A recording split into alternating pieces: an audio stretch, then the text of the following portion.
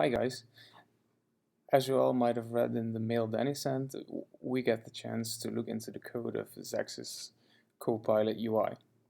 Some while ago I cloned their repository and found out they used Sales.js as a backend for their UI.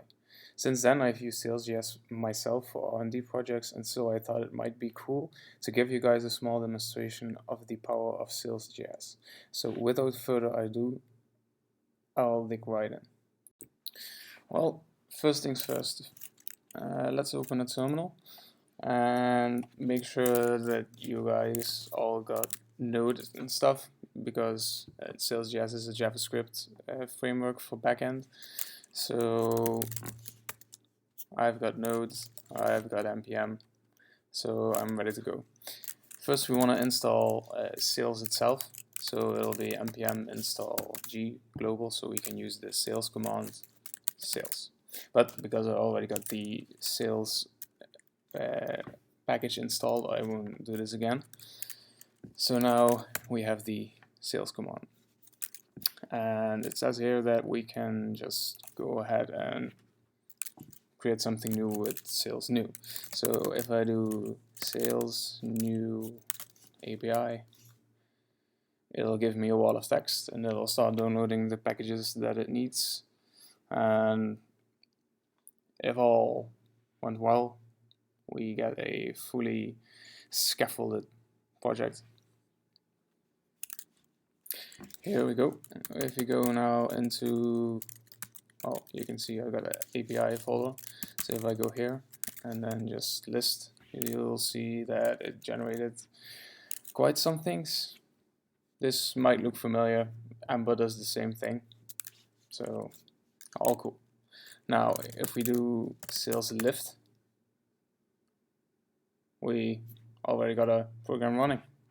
So if I go to localhost 1237, like it said in the terminal, we will get a page presented to us. So that was pretty fast, wasn't it?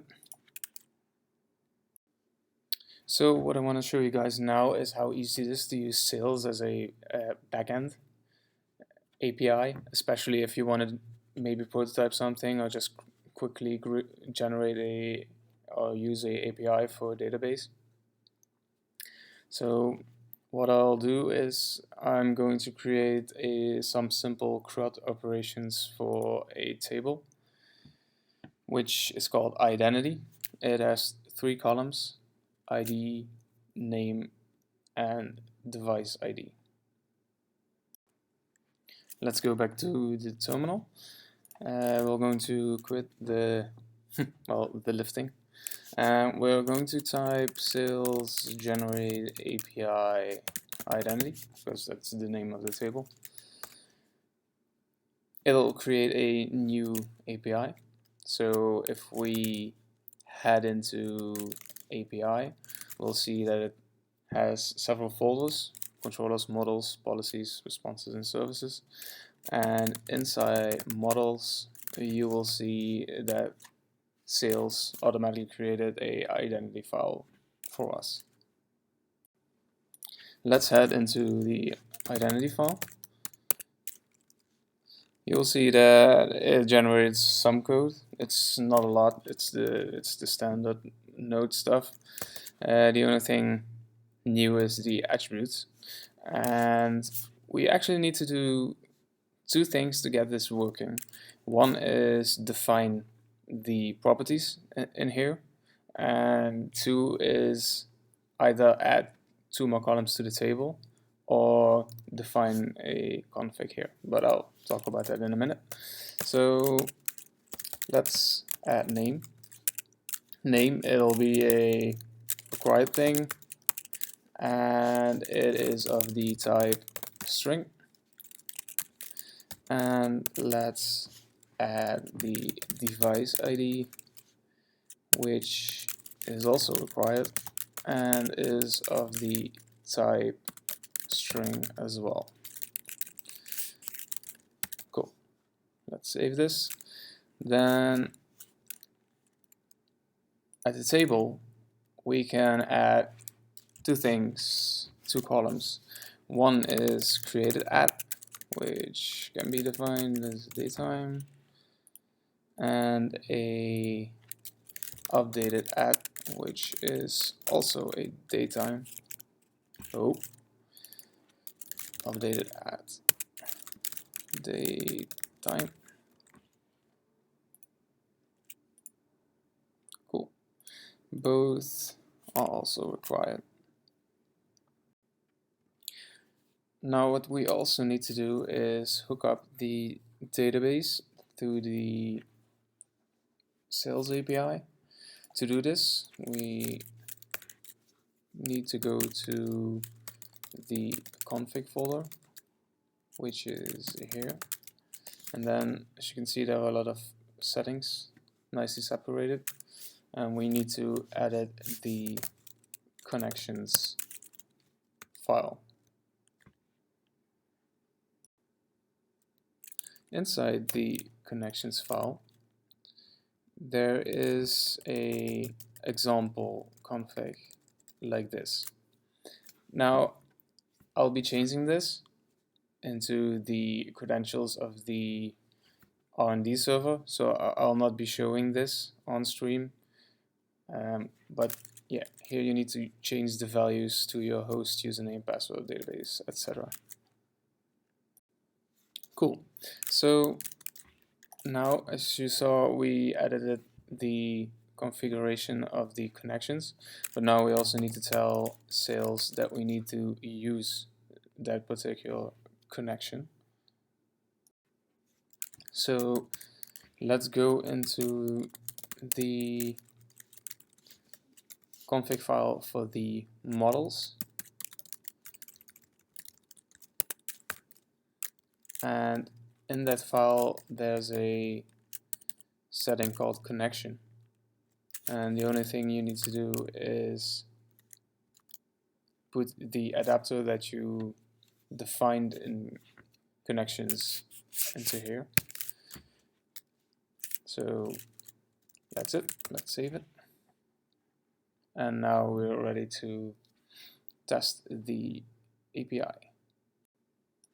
If we now use sales lift, then sales will start to cry and it'll say, hey, you're trying to use the adapter MySQL, but that's not installed yet. So what we then need to do is just do npm install sales mysql -- save, and it'll install. And now if we lift again, then it'll ask us what we want to do in a production environment. Do we want to save? Do we want to alter? Or do we want to drop? And we'll say save for now. I'll just migrate the stuff manually. And yeah, so now we can try to make a post. So for this I'm using Postman. I believe this is the old version, but there is already a new one, but this works fine. So as we can see, we need to visit localhost 1237 again. And now we put identity after it because we defined the API identity.